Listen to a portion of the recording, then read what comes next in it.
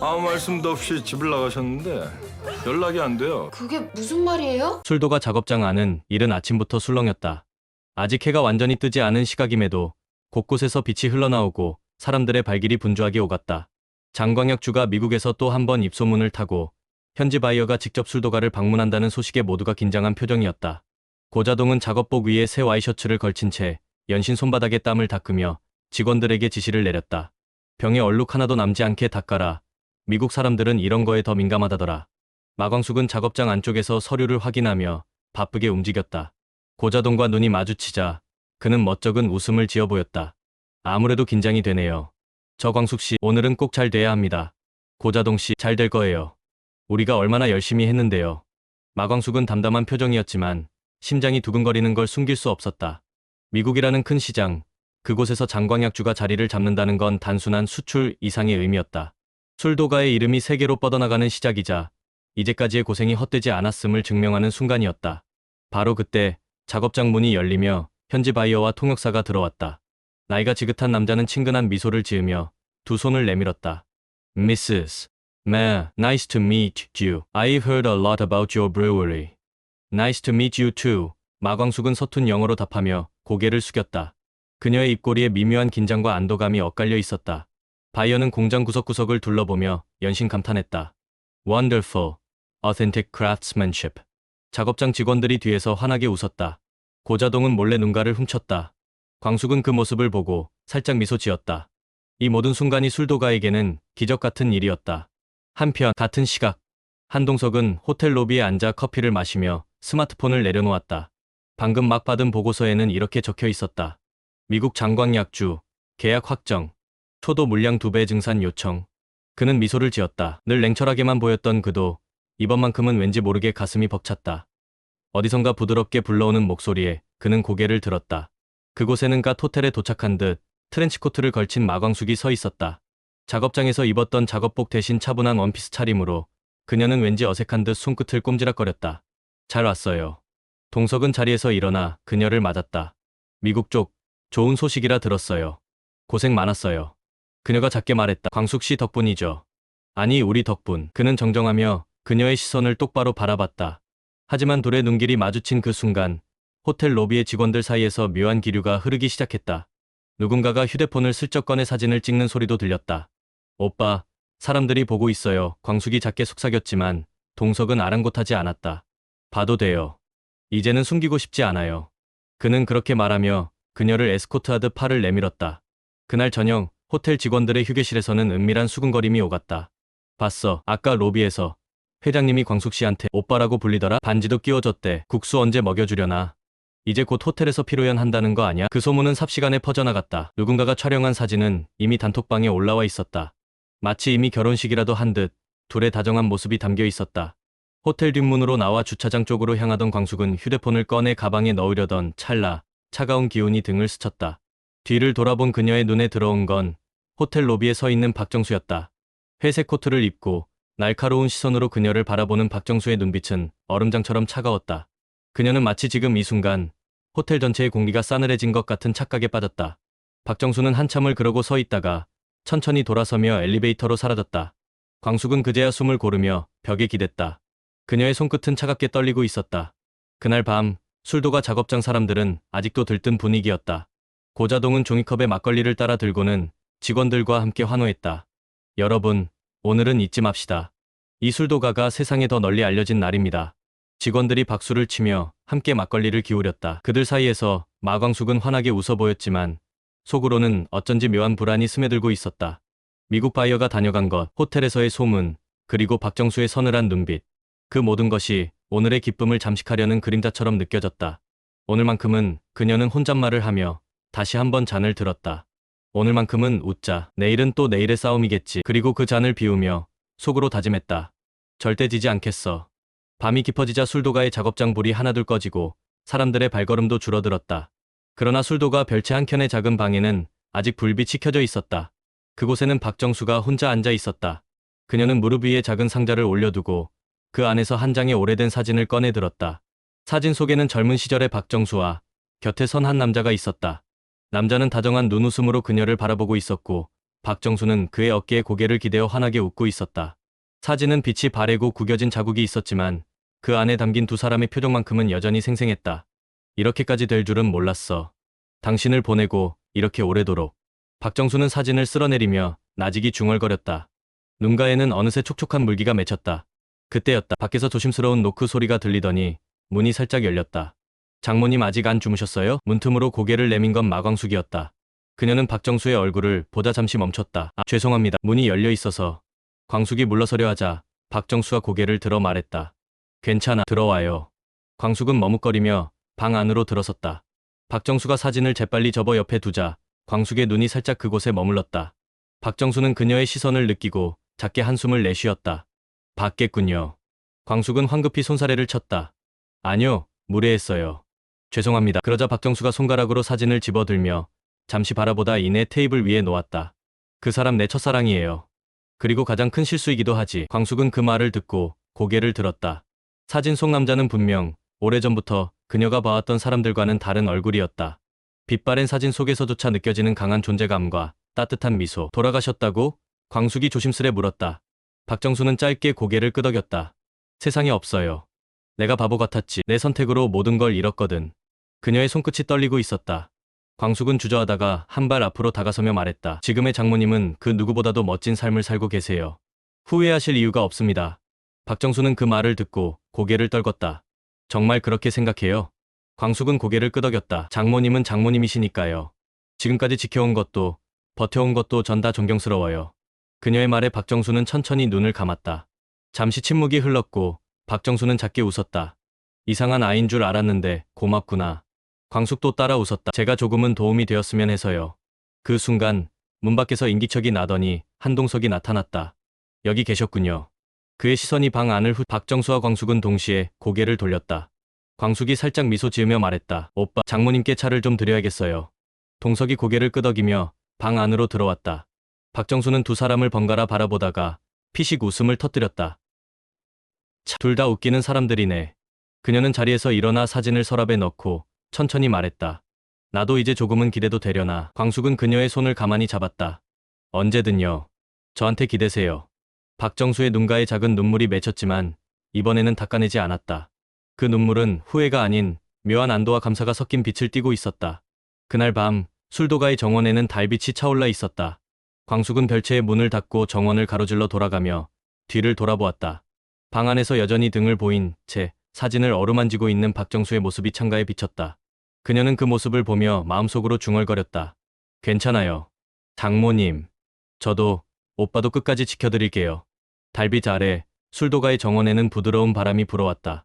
그 바람 속에서 박정수의 오랜 상처가 조금씩 치유되어 가고 있는 듯했다. 그리고 그 옆에는 이제 그녀를 지켜주려는 새로운 가족이 자리 잡고 있었다. 다음 날 아침, 술도가에는 잔잔한 바람이 불어왔다. 작업장 사람들은 분주히 박스를 나르고 고자동은 전날 밤부터 이어진 미국 수출 서류를 정리하느라 땀을 뻘뻘 흘리고 있었다. 그 와중에도 별채의 응급실은 유난히 무거운 공기로 가득 차 있었다. 광숙은 여느 때처럼 작업복을 입은 채 작업장을 정리하다가 고자동이 건네준 쪽지를 받아들었다. 광숙씨, 장모님께서 오셨습니다. 별채에서 기다리신대요. 표정이 예사롭지 않네요. 광숙은 한숨을 길게 내쉬며 쪽지를 접어 주머니에 넣었다. 이제 피할 수 없겠지. 그녀는 손을 닫고 머리를 매만진 뒤 별채로 향했다. 문을 열자 안에는 이미 박정수가 기다리고 있었다. 그녀는 단정한 옷차림에 서류 봉투를 무릎 위에 올려두고 앉아 있었다. 창가로 들어오는 아침 햇살에도 그녀의 표정은 굳은 채였다. 오셨군요. 박정수는 고개를 들지 않고 서류 봉투를 밀어냈다. 이게 공중 서류입니다. 오늘 안으로 처리합시다. 광숙은 봉투를 집어들어 천천히 열어보았다. 깔끔하게 정리된 공중 문서에는 선명한 활자가 찍혀 있었다. 결혼으로 인한 재산 취득을 포기하고 모든 권리를 한결과 한범에게 양도한다. 문장을 읽는 순간 광숙의 얼굴에 서늘한 기운이 돌았다. 장모님, 이렇게까지 하셔야 할 이유가 뭡니까? 광숙이 고개를 들어 눈을 맞추자 박정수는 천천히 손을 들어 차잔을 들어 올렸다. 그녀의 손끝이 살짝 떨렸지만 목소리는 냉정했다. 난 더 이상 내 딸의 자리를 누가 대신하는 꼴을 못 봐요. 하지만 장모님. 박정수는 단호하게 그녀의 말을 잘랐다. 내가 이렇게까지 말해도 못하겠다는 거예요? 광숙은 잠시 눈을 감았다가 길게 숨을 내쉬며 말했다. 솔직히 말씀드리면 이 서류를 쓴다고 해서 장모님의 마음이 놓이진 않을 겁니다. 박정수는 미간을 찌푸리며 쳐다보았다. 뭐라고? 이건 문서일 뿐이에요. 진심을 증명하지도 보장하지도 않아요. 제 진심이 필요하시다면 언제든 증명할 수 있습니다. 하지만 이건 광숙은 서류를 내려다보다가 서서히 펜을 들어 이름을 쓰려 했다. 그때였다. 문득 문이 거칠게 열리며 한동석이 들어섰다. 그만하세요, 장모님. 순간 방 안의 공기가 멈춘 듯했다. 광숙과 박경수는 동시에 고개를 들었다. 동석은 짙은 회색 정장을 입고 있었지만 그 눈빛은 싸늘하게 빛났다. 그는 천천히 다가와 박정수의 손에서 서류를 빼앗았다. 이게 무슨 짓입니까? 그는 서류를 한 장 한 장 찢어 바닥에 흩뿌리며 말했다. 광숙 씨는 제 사람입니다. 아무도 그걸 의심하거나 시험할 권리가 없습니다. 박정수의 얼굴이 일순 창백해졌다. 손에 쥔 차잔이 미묘하게 흔들렸고 이내 작은 소리가 나며 책상 위에 내려앉았다. 내가 틀린 걸까요? 박정수는 시선을 떨군 채 낮고 떨리는 목소리로 말했다. 동석은 천천히 숨을 내쉬며 그녀의 앞에 앉았다. 아니, 그냥 너무 오래 외로우셨던 겁니다. 그 말에 박정수의 눈가가 번들거렸다. 그러나 그녀는 끝내 고개를 떨군 채 한마디도 하지 못했다. 광숙이 조용히 자리에서 일어나 박정수의 옆에 다가섰다. 장모님, 이제 제 손을 잡아주시면 됩니다. 박정수의 손등 위로 광숙의 손이 포개졌다. 그녀는 끝내 고개를 들지 못한 채 느린 숨을 내쉬었다. 그 숨결은 오래 묵은 외로움이 조금씩 무너져 내리는 듯한 소리였다. 별채 안의 공기가 천천히 풀리자 동석은 조용히 광숙의 어깨에 손을 얹었다. 이제 됐어. 더 이상 아무것도 쓰지 않아도 돼. 광숙은 고개를 끄덕이며 작게 웃었다. 알겠어요, 오빠. 그 말에 동석의 입가에도 옅은 미소가 스쳤다. 그리고 방 안에는 오랜 시간 싸늘하게만 느껴졌던 공기 대신 조심스럽지만 따뜻한 온기가 서서히 스며들고 있었다. 창가 밖에서는 술도가의 작은 정원이 햇빛을 받아 반짝였고 사람들의 웃음소리가 멀리서 은은하게 들려왔다. 박정수는 여전히 눈을 감은 채 앉아 있었지만 광숙의 손을 놓지 않았다. 그 손의 온기가 그녀의 굳었던 마음을 조금씩 녹여가고 있었다. 그날 낮 술도가의 정원 끝자락에서 광숙과 동석은 잠시 나란히 서 있었다. 저 앞으로도 장모님 곁에 있어 드릴게요. 나도 그럴 거야. 그러니 너무 힘들어하지 마. 광숙은 고개를 들어 그의 눈을 바라보았다. 그래도 제가 더 잘할게요. 그 말에 동석은 잠시 고개를 갸웃하다가 그녀의 손을 가만히 잡았다. 이미 충분히 잘하고 있어. 두 사람의 손이 맞닿은 그 자리, 술도가의 바람이 부드럽게 불어와 잎새를 흔들었다. 아직 끝나지 않은 긴 싸움이 기다리고 있었지만 그날의 햇빛은 유난히 따뜻했다. 해가 지고 술도가의 불빛이 하나둘 켜지기 시작하던 저녁 무렵, 작업장 안에서는 여전히 장광약줄을 담는 소리가 경쾌하게 울려 퍼지고 있었다. 고자동은 박스를 정리하다가 누군가가 작업장 문을 두드리는 소리에 고개를 들었다. 늦은 시간에 누군가요? 그는 문을 열고 고개를 갸웃했다. 문 앞에는 낯선 남자가 서 있었다.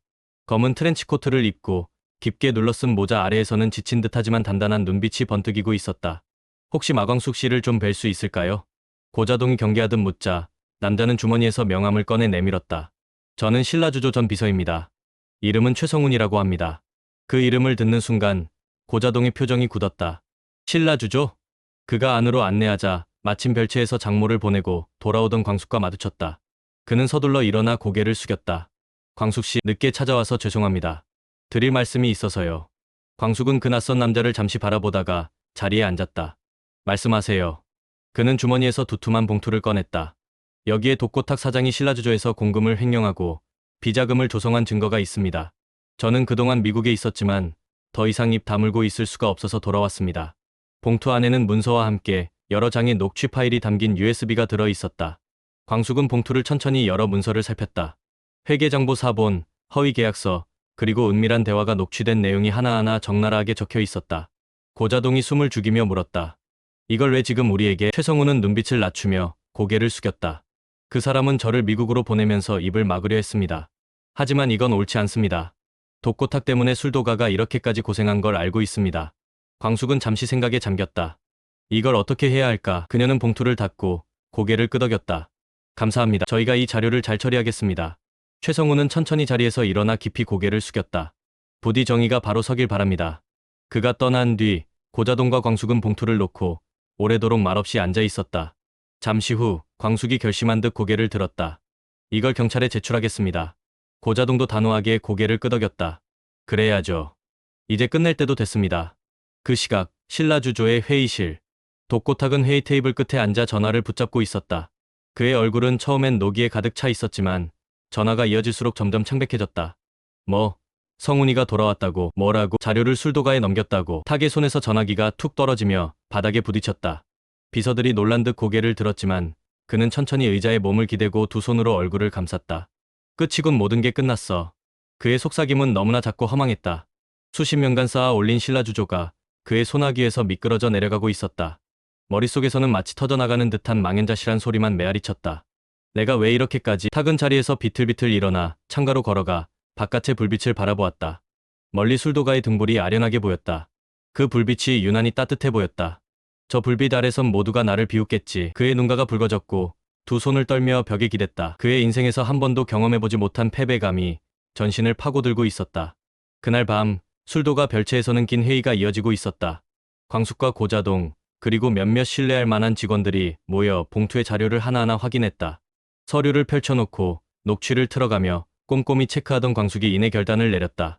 내일 오전에 경찰과 변호사를 만나겠습니다. 술도가를 위해서라도 더는 이대로 둘 수 없어요. 고자동이 묵묵히 고개를 끄덕였다. 그게 옳아. 더 늦기 전에 끝내야지. 광숙은 잠시 서류를 바라보다가 작은 목소리로 중얼거렸다. 이제 진짜 끝이구나. 그녀의 얼굴에는 피곤과 슬픔이 뒤섞인 표정이 떠올랐지만 동시에 단단한 결의가 깃들어 있었다. 그 결심이 술도가의 공기 속에 은근히 퍼져나가며 모두의 눈빛을 단단하게 만들었다. 그날 새벽 신라주조의 사무실 한켠에서는 탁이 여전히 책상에 앉아 있었다. 비서가 다가와 말을 걸었지만 그는 반응하지 않았다. 비서는 그의 앞에 놓인 찻잔이 식어가는 것을 바라보다가 조용히 뒤돌아섰다. 탁은 그제서야 고개를 들고 창밖을 바라보았다. 여전히 술도가의 불빛은 꺼지지 않고 있었다. 그 불빛을 바라보며 그는 작게 중얼거렸다. 이제 돌이킬 수 없겠지. 탁의 눈가에 번진 빛은 패배와 후회의 혼합이었다. 그가 술도가를 무너뜨리려 했던 이유는 이제 아무 의미도 없었다. 그저 외로움과 오만함의 결과일 뿐이었다. 늦은 밤 술도가에는 바람 소리만이 남아 있었다. 작업장 불빛도 모두 꺼지고 고자동과 직원들이 하루를 마치고 돌아간 후였다. 마광숙은 사무실 한켠에서 회계장부를 정리하다가 휴대폰 벨소리에 고개를 들었다. 한결이었다. 광숙 씨 장모님이 안 보이십니다. 그 짧은 한마디에 광숙의 심장이 내려앉았다. 뭐라고요? 집에 계신 거 아니에요? 아니, 호텔도 집도 아니고 휴대폰도 안 받아요. 언제 나가셨는지도 아무도 못 봤대요. 그녀는 서둘러 외투를 집어들고 작업장을 뛰쳐나왔다. 술도가 마당에 서 있던 한동석과 한결이 그녀를 기다리고 있었다. 광숙 차에 타요. 같이 찾으러 갑시다. 한결이 미리 준비해둔 손전등을 건네주며 말했다. 여기저기 수소문했는데 아무도 못 봤답니다. 근처 골목길부터 훑어봐야 할 것 같습니다. 광숙은 한동석의 차에 올라타면서도 마음이 점점 불안해졌다. 그녀의 머릿속에는 며칠 전 장모의 손에서 보았던 치매 약통이 떠올랐다. 이런 밤에 대체 어디로 가신 걸까? 차가 멈추자 한동석과 한결, 광숙은 동네 골목을 나누어 걸으며 이곳저곳을 수색했다. 편의점, 버스 정류장, 공원 벤치 그 어디에도 그녀는 없었다. 광숙은 손전등을 들고 시장 골목을 조심스레 살피며 걸었다. 장모님 어디 계세요? 그녀의 목소리가 떨렸다. 몇 번이고 이름을 불러도 돌아오는 것은 공허한 메아리뿐이었다. 그때 시장 끝자락의 허름한 골목길에서 작은 형체가 눈에 들어왔다. 어두운 가로등 불빛 아래 정류장 벤치에 누군가 웅크리고 앉아 있었다. 장모님, 광숙은 달려가며 외쳤다. 박정수는 고개를 천천히 들었다. 그녀의 눈은 어두운 공허 속에서 헤매는 듯 초점을 잃고 있었다. 여긴 어디지? 왜 이렇게 어두워? 그녀의 손은 떨리고 있었고 표정은 지친 아이처럼 두려움에 가득 차 있었다. 광숙은 숨을 고르며 조심스럽게 담요를 꺼내 그녀의 어깨를 감쌌다. 그리고는 무릎을 꿇고 손을 잡았다. 괜찮아요, 장모님. 제가 왔어요. 이제 집으로 가요. 저한테 기대세요. 박정수는 그녀의 손을 꼭 쥐더니 끝내는 떨리는 목소리로 말했다. 미안해, 이렇게까지 하게 해서. 그 말에 광숙은 고개를 저으며 부드럽게 속삭였다. 그게 딸이 하는 일이잖아요. 괜찮아요. 언제든 저한테 오세요. 그때 한동석이 뒤늦게 달려와 그 둘의 모습을 바라보았다. 그의 표정에는 묘한 감정이 섞여 있었다. 안도, 죄책감, 그리고 연민. 한결도 도착해 곁에서 담요를 더 감싸주며 말했다. 장모님, 이제 괜찮습니다. 저희가 여기 있잖아요. 박정수의 눈가에 이슬이 맺혔다. 그녀는 잠시 눈을 감았다가 천천히 한마디를 내뱉었다. 고마워 정말로. 광숙이 부드럽게 그녀를 일으켜 세웠다. 한동석은 조용히 다가와 박정수의 다른 쪽 팔을 받쳐주며 세 사람은 함께 천천히 걸어 나왔다. 차에 오르자 박정수는 피곤해 지친 듯 잠들어 버렸다. 광숙은 뒷좌석에서 그녀의 손을 꼭 붙잡은 채 가만히 앉아 있었다. 그녀의 얼굴에는 복잡한 감정이 뒤섞여 있었다. 한동석이 룸미러로 그녀를 바라보다가 낮게 말했다. 오늘 고마워요. 광숙은 살짝 고개를 저었다. 저도 이제야 장모님을 조금 알게 된 것 같아요. 한동석은 작게 한숨을 쉬었다. 이제부턴 나도 더 잘할게요.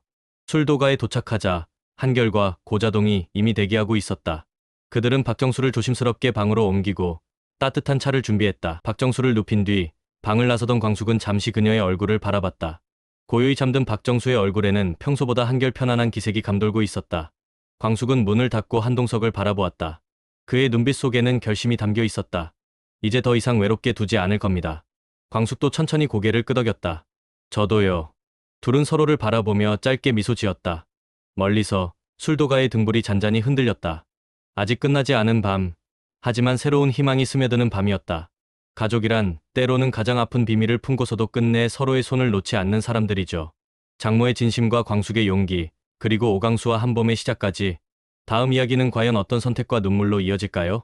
그 답은 바로 여러분과 함께 찾아가겠습니다. 오늘 영상이 흥미로우셨다면 좋아요와 구독 버튼으로 응원해주세요. 여러분의 좋아요 하나가 더 많은 뇌피셜과 분석을 만드는 힘이 됩니다.